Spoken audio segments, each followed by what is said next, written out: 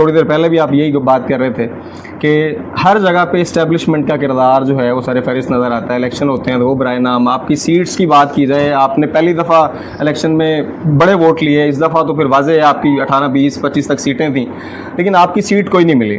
اگر الیکشن اسی طرح ہوتے رہے اور فری اینڈ فیئر الیکشن کا مطالبہ آپ بھی کرتے ہیں اور باقی کئی سیاسی جماعتیں بھی کرتی ہیں, اگر آپ کے ووٹ کے باوجود آپ کو سیٹ نہیں ملتی تو اس کا سلوشن آپ کیا سمجھتے ہیں؟ کہ دیکھیں اس کے لیے نا قوم کو ذہنی طور پر تیار کرنا ہوگا کہ یہ جو الیکشن ہے نا, ابھی تو حصہ لیتے ہیں نا لوگ, ہم بھی لیتے ہیں, ساری قوم اس بات پر تیار نہیں ہے کہ اس میں سیٹیں نہیں ملتی. وہ کہتے ہیں دیکھو ان کو بھی ملی, ان کو بھی ملی, ان کو بھی ملی.